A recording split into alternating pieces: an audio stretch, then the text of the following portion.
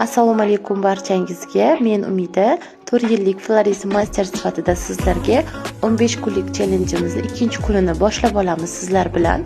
Biz bugun topperga sun'iy gullarni qanaqa qilib tayyorlab kompozitsiya qilishni o'rganib olamiz.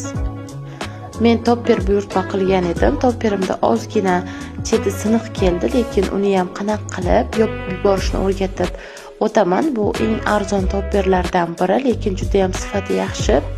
Bizda faqat pochtan aybi bilan ozgina bitta cheti singan bo'lib keldi.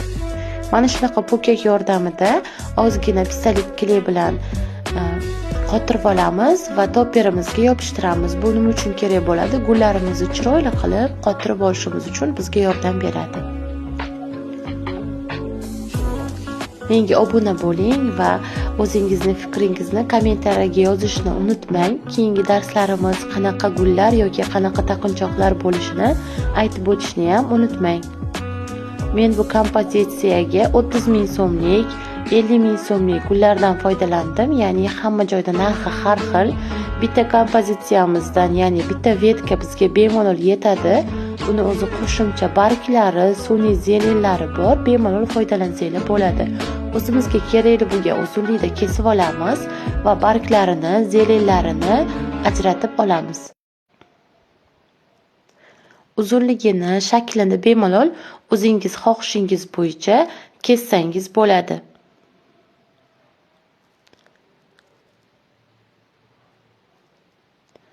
Kanalimda ko'proq qanaqa videolar ko'rishni xohlaysiz, qanaqa tekin darsliklar joylashimni xohlaysiz, shular haqida ham batafsil yozib ketishingizni so'rayman. Endi kesib olgan, tayyorlab olgan gullarimizni qadab ko'ramiz, qani bo'larkanmi? Birinchi qadab ko'rasizlar, kleylamasdan oldin, sababi birdaniga kleylab qo'ysanglar tekisligini noto'g'ri qilib qo'yishinglar mumkin. Shu uchun birinchi o'rinda qadaysizlar, ko'rasizlar, tekshirasizlar va noto'g'ri joylarini belgilab bilib bo'lganinglardan keyin keyingi jarayonimizda biz kleylab olamiz.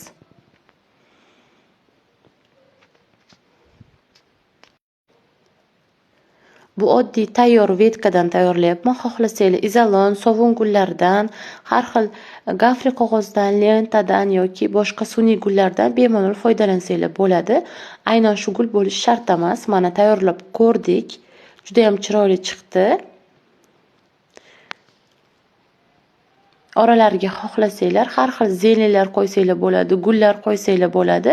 Bu yoq o'zingizlarning didinglarga bog'liq.